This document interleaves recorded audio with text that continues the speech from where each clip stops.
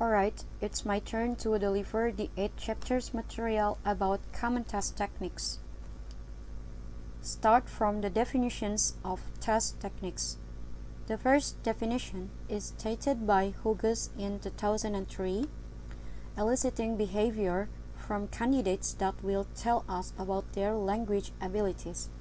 The second definition is stated by Brown in 2000, a method of measuring a person's ability, knowledge, or performance in given domain. This chapter also introduces common techniques that can be used to test a variety of abilities, including writing, reading, listening, grammar, and vocabulary. There are 4 common test techniques in this chapter. The first is multiple choice. The second is yes or no and true or false items. The third is short answer items. And the last one is gap filling items. The first is multiple choice. The advantages of multiple choice techniques were so highly regarded at one time that scoring can be perfectly reliable. Scoring also should be rapid and economical. While many laymen have always been skeptical of what could be achieved through multiple choice testing, it is recently said that the technique's limitations have been generally recognized by professional testers. Here are the difficulties with multiple choice items. The first is the techniques test only recognition knowledge.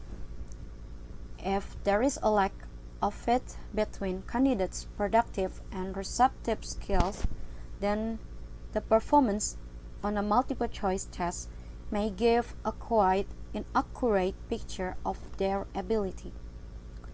A grammar test score, for example, may show a poor indicator of someone's ability to use grammatical structures.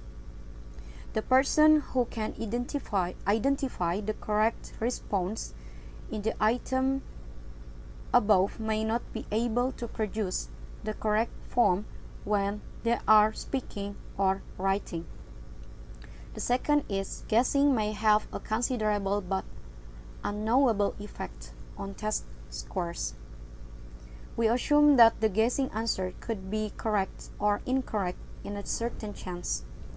In making the multiple choice question, it is better to provide 4 options in order to reduce the effort of guessing. It is also important to all distractors should be chosen by a significant number of the test takers who don't have knowledge or ability of being tested. If there are 4 options, a very small proportions of candidates choose one of the distractors. The item is effectively only a 3-option item. The third is the technique severely restricts what can be tested. The basic problem here is that the multiple choice items require distractors, and those are not always available.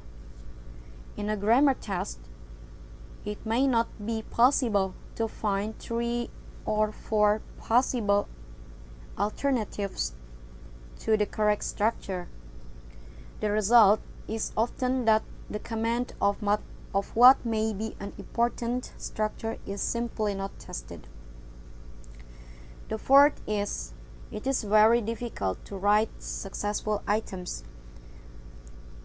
The further problem with the multiple choice is that even the items are possible, good ones are extremely difficult to write.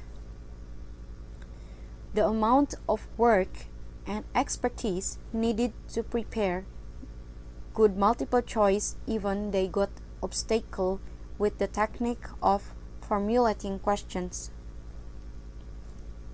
The fifth is the backwash may be harmful. Practice at multiple choice items is not usually be the best way for students to improve their command of a language.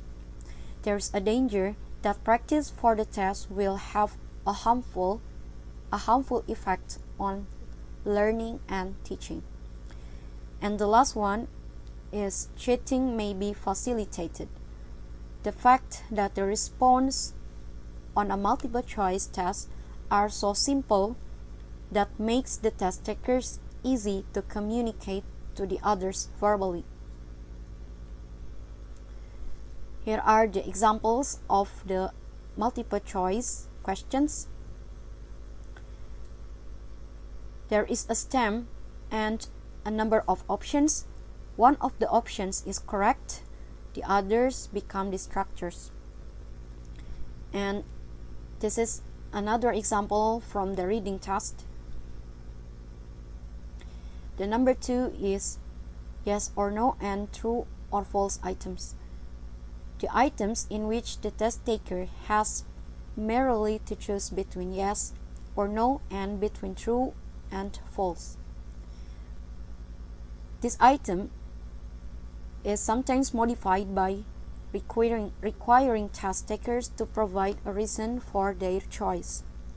The weakness of such items is that the test takers has 50% chance of choosing the correct response by chance alone.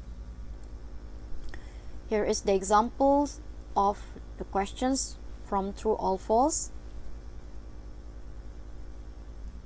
And the third is short answer items. The items in which test taker has to provide a short answer, and it's particularly in listening and reading test. There are advantages and disadvantages of using the short answer item. The first advantage is guessing where will or should contribute to test scores. The second is the technique is not restricted by the need for distractors. The third is cheating is more likely to be difficult. And the last one, items should be easier to write. And the disadvantages of using short answer. The first is responses may take longer and reduce the possible number of items. The test taker has to produce language in order to respond. The scoring may be invalid or unreliable. And the last one is scoring may take longer. Here is the example from the IELTS writing test. And the fourth is gap filling items. The items in which test takers have to fill the gap with a word are also common. Gap filling is a valuable technique. It has the advantages of the short answer technique, but the greater control exercises over the test takers. When the gap filling technique is used, it's essential that the test takers are taught very clearly and firmly that only one word can be put in each gap. Here are the examples from the question from the gap filling. The type of the question here is grammar test. And the last, thank you for listening to our presentation. That's all from me. Wassalamualaikum warahmatullahi wabarakatuh.